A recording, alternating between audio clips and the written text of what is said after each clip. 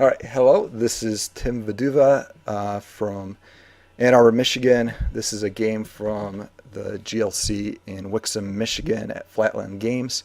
I'm playing on the left as Hayley, and we have with us Matt, who's playing HB, the Core Identity Engineering the Future, on the right. Matt, you want to talk about your deck a little bit, kind of what it's trying to do, and then I'll share what the runner's trying to do in this case. Yeah, sure. My name is Matt Wilson. I was the TO for this event So out you're in a bit Wixom that distracted at day. some point. Well, it also meant that my decks were specifically chosen to try to. They were kind of, I think it's called like a Timmy deck. I was specifically trying to catch a couple of archetypes that I thought would be present out. My corp deck here is an old school HB Fast Advance deck, and I was hoping to catch out some of the stealth Glacier. It's the stealth runner decks that are better against Glaciers, basically. It's designed to run like a normal HB Glacier style, but surprise, it's also running Fast Advance stuff. Nice. So it's like 2013 tech. Nice. What was the name of the deck? This deck was called Kickin' It, and my runner deck was called Old School. Nice. All right. So that was clever. So this is Hayley, the new Shaper ID that came out in Breaker Bay. Went towards a high program build. So this deck has 28 programs, and it's fueled by ASOPs for economy and cash for some more burstiness. And it substitutes the Mac ability of getting a discount by having Sahasrara to kind of discount the cheap programs, and kind of has a toolbox effect to it as well. So I've been having a lot of success, but mostly in casual, so I just kind of want to try it out in a more competitive game. So we'll start and see how it goes. So the video starts right now. You got your hands, handshake, and we start the video. And it's Matt's turn right now. So what are you thinking now? Well, at the beginning of the game, against any player, you basically, if you have Ops Econ, you play Ops Econ, and you ice central servers. I'm guessing you only had one piece of ice in this turn, or just... Yeah. If against a Shaper, I think it's more important to ice R&D early because they have R&D multi-access, or worse for you, indexing in faction. So I'm leaving my hand opening and my hand open because I probably don't have an ETR piece of ice in there. Yeah. All right. So first, I see that HQ is open, so I'm just going to take my chances there, and I was rewarded with that. Yep. I'm thinking maybe there's some more in there, but obviously you want to protect R&D more than HQ because it's Shaper, so they could have a Maker's Eye. You haven't seen my list or what the deck is supposed to do, so you may not know what kind I have, which is a little bit of an advantage with Hayley right now. There's no definitive archetype with it, and because of her ability, you could just set up a lot of things with the one click. So it's not much of a tempo to just do some running early on, which kind of helps set up a little bit more. And then I guess I just take a credit for the last click, and I'm at the 5 if you want credits. to pause real quick. Sorry. Yeah. Haley's ability decompresses your clicks, right? And that's kind of what you were getting at. You can afford to take a couple of peeks at an open server early, and that's really great. I think when you go up against a Hayley build, you've got to, her ability is basically double down on those clicks. So even though I can't pinpoint your build precisely, I know that you're going to be setting up really quick. Right. Yeah. And the downside is getting the draw. So we'll see how that goes later on, because it's really easy to empty your hand because everything's cheap, and you're doing it. You're installing so much of it during each turn, but you have limited resource of your what's in the grip. All right, so we'll Right. continue with turn 2 on the corpse side. Yep.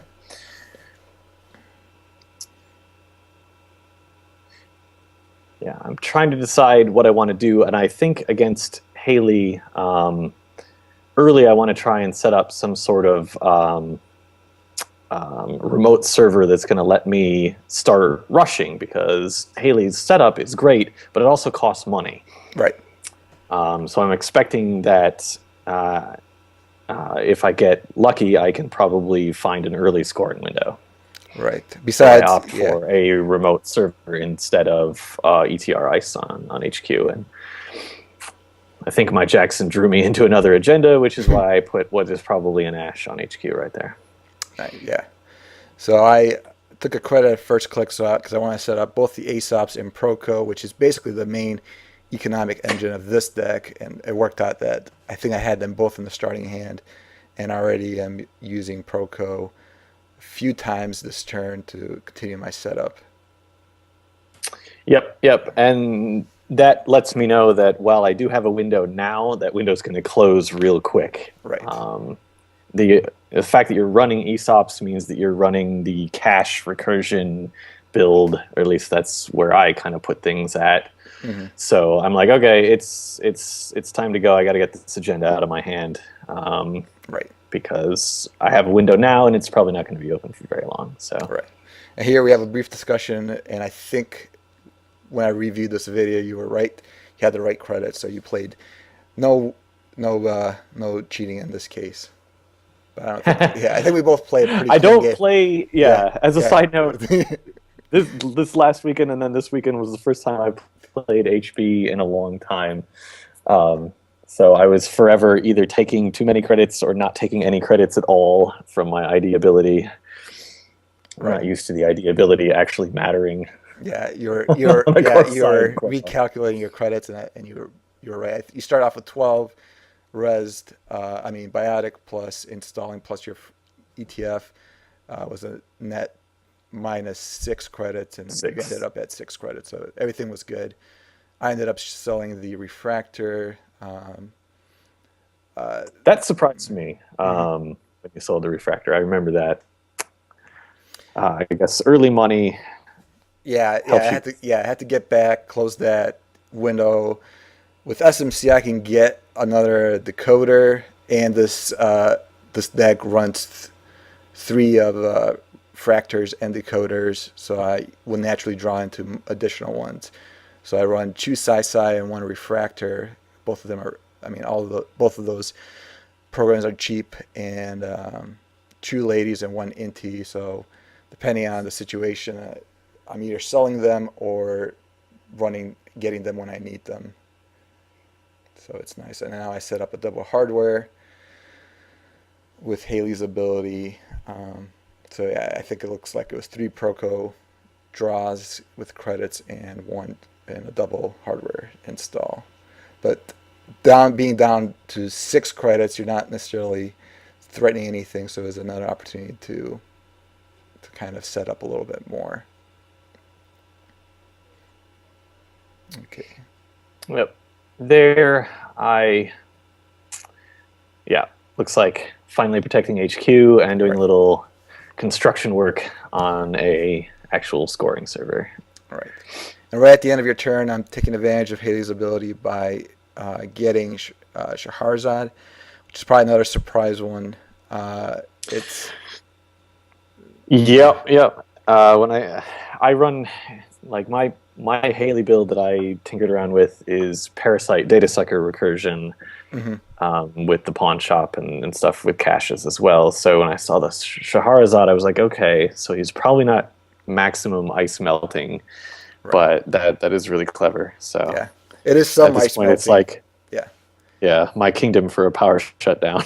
Right, exactly. Yeah, I think I'm now with Net Ready Eyes. I don't know how it wasn't that common in this tournament because it was just a weekend after it came out. But now I've got to be wary of that. So installing an SMC on top of Shahrazad, at least you can nuke the SMC instead, but still. Right. Yep. So I got to watch out for power shutdown. Although I don't think I ran last turn because I was just setting up. Oops. Right. No, it's more of a general note. I think Right, later right. on in this game, you'll have like Right. half a dozen programs on there. But yeah, being able to use the SMC on the corpse turn effectively turns Hayley's like half click into a full click if you can Right. get it on Exactly. your turn and the corpse turn, and that's a huge tempo advantage. Yeah, that's. So now I'm poking HQ. I mean, you obviously I've, wanted I've to got defend nothing it. in there. Yep. Because I bioticked the agenda out that I was going to protect with the Ash. Right. And I think I put the Sand in the remote server. Yeah. I saw just the wall static, but got rid of Ash when I could. Yep. It's a lot better to get rid of Ash when he's not being defended by anything, so I don't have to run multiple times. Yeah, and that's a great point for a lot of Glacier style builds as well. I see a lot of JRP or Redcoat style games where they'll set up a scoring server with like something horrible like Ash Caprice, and the runner will just punt on that server. Right. Basically, they'll let the agenda score happen. It can be a good idea to go in there and at least force the res and try and get some of those protective upgrades trashed as quickly as possible. Mm-hmm. And here your Parisia is online, and Right. it's like mind blown here. Yep, another zero cost program. So if you did Yeah. happen to have a power shutdown, it would have been defended there. Now you're threatening some kind of score now, or at least getting set up economically with the new remote. Yep. I'm trying to create a advertising campaign server. I think it's just Adonis and a stack. Yeah, I'm thinking about what you're gonna do, and probably what to sell in this case. I think so. They're not making that many runs on Centrals. Data Sucker doesn't seem as worthwhile as Parisia because I may be able to trash either the Jackson, or if you have an advertisement asset there, then maybe I could use that. It's great to get, one for installing it, two for the recurring credits on something you're gonna trash anyway, and then sell it for three. It's pretty good economy tempo advantage there. Yep. And I went ahead and res the Wall of Static because as a shaper, if you go get Corroder, then I know that you have Corroder. But if you go get Lady, then I'm at least taxing a Lady thing, Right. a Lady token in order to Right. screw up my asset econ plans. Yeah, I might as well get I it. think you went and did that anyway, and yeah, because you do have the Parisia, so you're kind of. Oh yeah, actually, it was there. looks like it was an agenda there that. Yep. Thought But yeah, might be able it to. was a dirty trick. I was hoping that it was that you would suspect it as asset econ, Right. But you're too methodical and too thorough a player, Tim. I think probably I was like, I'm going to get use of this Parisia in this case. Yeah. And just be like, okay, fine. I'm going to need a lady anyway. I'm going to break this for one token, trash an Adonis, and just be done with it and sell it next turn and feel like I got full value. So I think I might have just. Yeah, that was perhaps a bad time. A bad time for me to try and rush something past you there. Yeah, and on a second run there on the other remote where the Jackson was, I saw the Sansa and I was like, oh man, Parisian only assets. And it was like, yeah, exactly. Why, Parisha? Why? Why? I was like, I'm selling you the ace up. Get away from here. Yeah, and that's one of those good plays. Like I was just talking about, if that had been a Caprice or an Ash or something that Glacier build was just trying to put in there for later use, you may as well run it early and see if they're willing to spend down to defend it. Right. Exactly. If not, you've removed a threat later. Exactly. And then I think I ended off with double installing 2 more hardware with Astrolabe and another clone chip. So I got plenty of recursion ready to go. So hopefully you're not running a blacklist or anything at this point. Nope. No sneaky tricks. And I think you just ended up taking 3 I just credits. took money. Yeah. Yep, yep. And that's mostly because now I can use the Sansan. Right. Yep. You're threatening that, and I think I may be thinking I got to get rid of that Sansan, or maybe even hit HQ and get the agendas before they're available. So I think I take 3 Proco, and set up Hasara, which is great because, I mean, net cost 1, and I think I'm reusing it. I'm using it right away for a free cash, which also gains a Yep. credit, and take the 3 off of it right away. Yeah, exactly. You're effectively getting the benefit that Noise gets out of Grimoire cash Right. without having to run Grimoire. Right. And I think another point to make about this deck is it runs very memory hungry.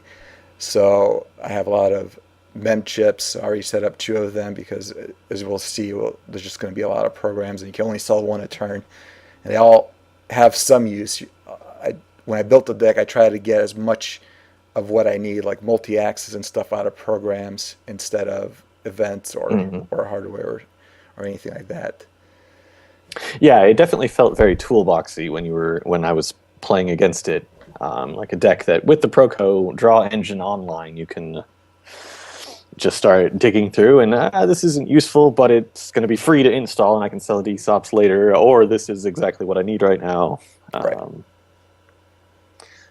shaper business basically. Yeah, and that kind of has a little bit of a steep learning curve in figuring out which things are worthwhile keeping around, which ones, like managing the tempo, and which to sell, and how much economy is what's kind of making those calls when it's very marginal in terms of, do I even sell a mem chip at this point? I could use the $3, and maybe I'm not using them all, or I don't see I'm going to use it all. And on your turn, you just got more economy in a hedge fund, so now you're in business to be able to buy Attic Yeah, out or yeah. Now Sansa. you're probably thinking about R&D lock, right? Um, I only have a single piece of ice in front of it. It was installed like for turn 1, so it's probably not a great piece of ice. Um, I obviously didn't remember what it was, so I had to go check it there. Yeah, yeah. I think Um, I'm digging for my R&D interface to get some advantage instead of just hitting one off the top. mhm. But I don't think it came up in the first couple of draws there, so I'm gonna try HQ and see if there's anything significant. And maybe there is, since you res a toll booth in this case. Mhm. Yeah, I think I declined to score last turn because it would have bankrupted me. And that's often bad news in the current meta against a Shaper or an Anarch. You really can't afford to be bankrupt and unable to res R&D ice. So I think I spent last turn econing up so I could res this and still have the chance to score on the next turn. Or I could res R&D defense and score on the next turn. Right. But Toll Booth, great piece of ice. Yeah. Then again, you are extremely rich, and I think you're just going to go get Cyber Cipher, if I recall Yeah. correctly. Yeah. That's what I had for some of the bigger. Um, I didn't have a cloak, so it wouldn't make sense to get refractor. It would have been nice if I had a cloak in my hand and I could drop, Right, right. clone chip, yeah, refractor back for free with the Sahasrara credit, and then install cloak for free, and basically just pay 3 for the toll booth and 1 to break, plus the cloak credit to boost. But it wasn't to be. But using SMC, you're discounted half off by installing on uh, Shahrazad, um, Right, and you got the Sahasrara credits, right, so... for the Sai. So I get the SMC back, get a credit for it, and then I think timing wise, I have to install the Mimic first before using the SMC if I wanted to use my ability this turn. Right.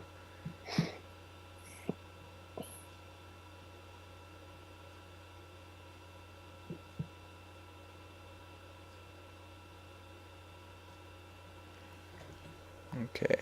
So And marking. there's the Cyber Cipher. Bad News Bears. Right. Just a 5 credit. I guess it's still a 5 credit tax. That's pretty good, but it only Yeah. costs you $2 to install, and you had the Sahasrara money, and you're getting Scheherazade stuff back. So Right. Yeah. Actually, almost like it's not what we want out of a toll booth. right. Yeah. It almost cost. It was free to install CyberCipher because I got 1 credit for SMC. I got 1 credit for installing CyberCipher. So that's the 2 for the tutor, and I paid it with the Sahasrara credit. So and that And Mimic you just install the costs you. Mimic for Yeah. extra credit just for fun. Yeah.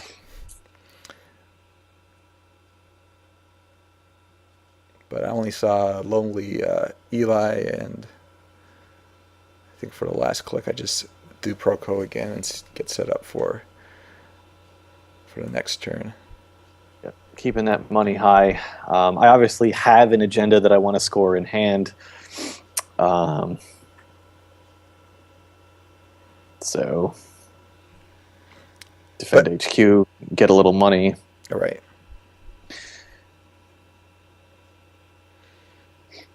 Still like a 1 in 4 or 1 in 5 chance that you'll steal it unless you're running legwork as well. Mm-hmm.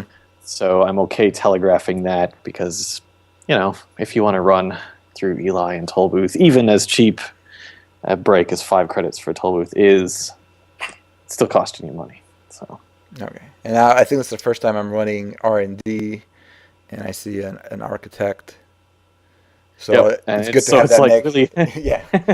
good news. I already had the Mimic. Right. And I just see an Ichi, which it's a little bit trickier to get past with Mimic because that data sucker is in the heap right now. But so if you gotta keep track of where you're gonna place your next dice and think that it might be an Ichi coming up. But sharpshooter helps in this case, just in case a lone Ichi comes on without any clicks to get through. Or it could be sold Yeah. for to ASOPs if it doesn't present it. Yeah, and there's a great example of the flexibility of Shaper Toolbox stuff, right? Right. If there's an Ichi 2, an Archer, then hey, you've got Sharpshooter plus Recursion. If not, you install it for free with Sahasrara, maybe gaining a credit from Scheherazade, and then you sell it later. Like, no big deal with Hayley. Right, exactly. All that for half a click. Yeah. And if it's in the heap, and as long as you don't have blacklist out, then I could always get it if I need it with the clone chip that's still on the board. Yep. I think I went ahead and installed the Ichi on R&D, even though you had dropped the thing, the Sharpshooter. It's because at this point, you have a lot of things that you might want to recur. Right.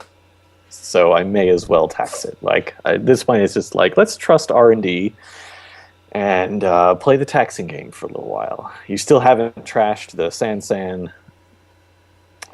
So if I can get money, Right. then I ought to be able to score. A clot isn't even in my brain at this point in time. Yeah. Yeah. You're after the toll booth and then the architect on the next turn. Your credits are fluctuating where you're not threatening fast advancing anything until you get past 7-8 credits. So on 5, it's still a little bit safe to just kind of build up. So I think I just pro code twice and put down another mem chip. You get your cloak out as well. Yep. So yeah. So that you can bring back Refractor. Yep. But yeah, it depends if it's maybe a touring or something on a remote, then that would be good. But with the only code gate on HQ, I think got it covered right now. But this is a interesting point about Hayley's ability. And that the way the deck is built, I wanted to focus on one type of installable instead of multiple, because this is the first example of where I installed 2 things, but they didn't get a click advantage from it because I had one hardware and one program that I wanted to get out. Right. Yep. And I don't want to be in that situation very often. Otherwise, I'll just play Kate Mac. Right, right. I think my build is much more resource intensive Yeah, I could instead of see it. programs. Yeah, I could see a good uh, economic advantage with resources. Yeah, it's costly still, and yeah, you do have some awkward turns where you're like, well, do I want to install two resources or just the one program? Timing suddenly matters. You had timing Right, of installs in a way that it doesn't matter for Kate. right. And I think you just installed another piece of device on a remote and took a couple more credits. I think Yep, getting enough to be able to fast advance out.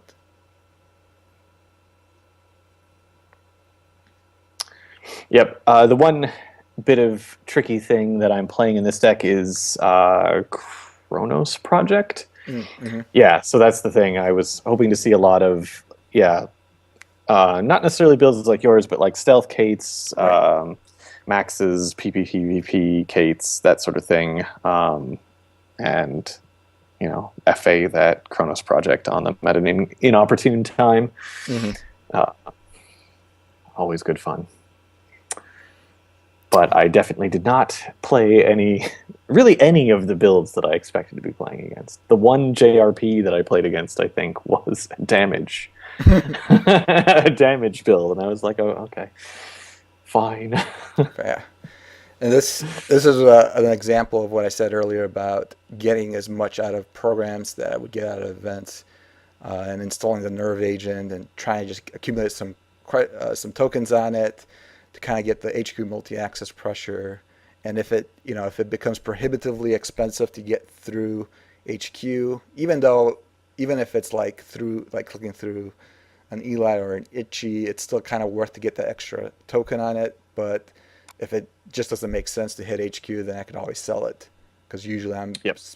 gaining at least one credit from it or having a discount of one or up to the whole cost of it. Here we go. Here we go. Here's the clot fail.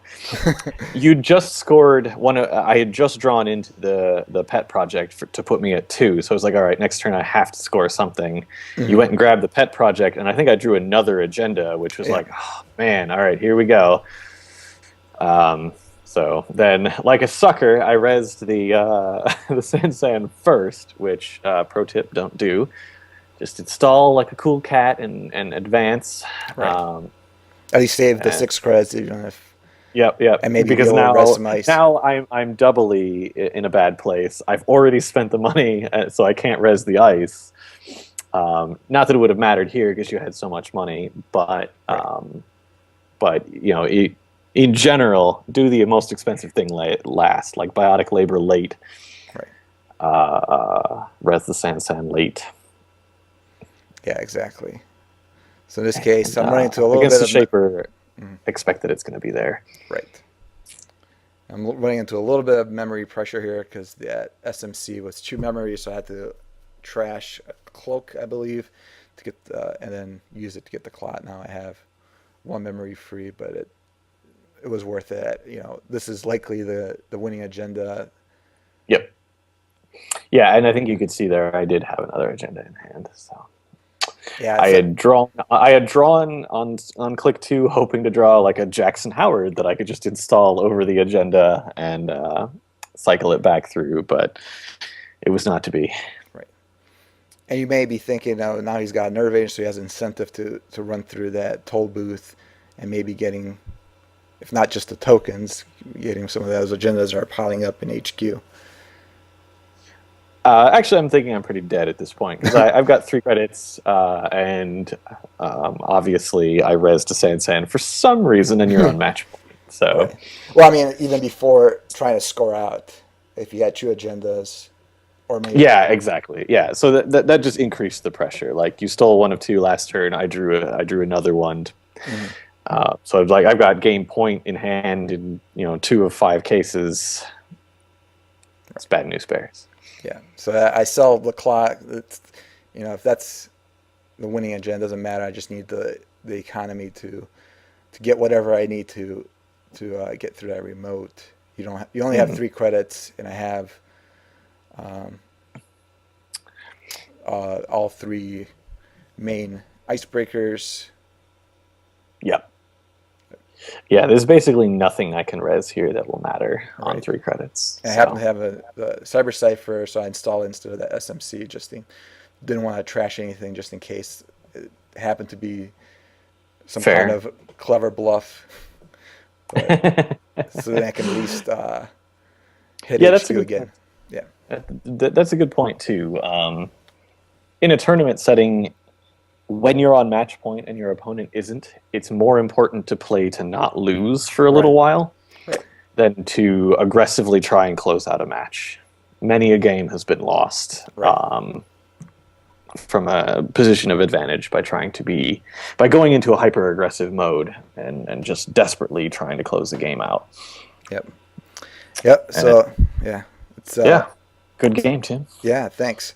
So I took a few stats on there. I know there was a lot of discussion and StimHack forums about the European Mac players running Pro Context versus some symmetrical visage. And in this Mm-hmm. case, I feel really strongly that Hayley, at least in this kind of a build, really takes advantage of Proco. I used it 20 times, and out of the 10 turns that I had it out, and 8 of those 10 turns, I used it more than once. A lot of times it was 3 Proco and install 2 Yeah. things. Yeah, you could definitely see a lot of your turns were just draw, draw, draw, or draw, draw, and then double install. Right. So in that case, Proco, even though it costs the extra 3, Yeah. gave you a lot more mileage. Yeah, I basically made up the than cost Visage would have. second turn. Yep. Yeah. And ASOP 6 times for 18 credits, so a huge value out of that. Mm-hmm. Haley's ability was used 9 times, so definitely want to have the build that uses Haley's ability. Otherwise, why am I running Hayley instead of another shaper? Right, exactly. So you got essentially, if you used it 9 times, you got essentially 4.5 bonus clicks. Yeah, And yeah, and that's huge. that's pretty huge because a click is definitely worth more than a credit. Par would probably be around 2 credits, maybe, if you had to convert, especially in a shaper build. Like, Yeah, I mean, so yeah, you know, versus a Kate, you know, you're looking at equivalent of activating Kate 9 times. right.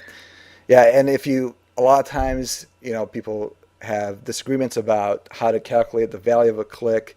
You could Mm. always, what I like to do is, whether or not, you count the draw, count the playing. I like to do that calculation during a game. So if I have a Proco out, my click is worth up to a card and a credit. So if I have an extra click available where I could do that, it's worth that much more. If I'm doing 3 Procos and 2 install on my turn, and maybe even get a chance to do something on your turn, then it has a lot of value. Yeah, yeah, exactly. You've shaded it. You've shaded your build towards like we were talking about before, a toolbox effect. Right. So getting that click advantage is more important than a credit advantage. Right. Anything more before we shut off the recording? Anything about your deck or anything else? This is something you played at the regional yesterday, or No, something? I went with a glacier, just full on HB glacier build Okay. at the regional. Not least because I felt like, so the game plan was to be able to rush or fast advance past people who were setting up for glacier builds. And obviously, even learning the hard lesson about Clot is a thing, I didn't really feel like I was able to do that. Mhm. Runner econ is very strong. This Right. deck build was huge in in ye olden times because taxing the runner five credits to trash a sandstand was a huge swing. Mhm. But it's just not as much of a thing anymore. We're seeing a lot more wizards. We're seeing a lot more scrubbers in rando Right. anarch builds. Imp is everywhere. So it rarely taxes for the 5 credits. And if there's a way to disrupt the fast advance game plan, then shoot, it's just not as strong Right. as you would want it to be. And a lot of shapers are not worried about the Santan because if you res it, these HB, you're not gaining a whole lot of advantage. You're spending a lot of money to rust that sand, Hmm. just to score something out, which may be disrupted by clot, or if it gets off, then you can just trash it later and be ready to clot the next thing. Yep. All right. Well, thanks for your time. I'm going to stop the recording.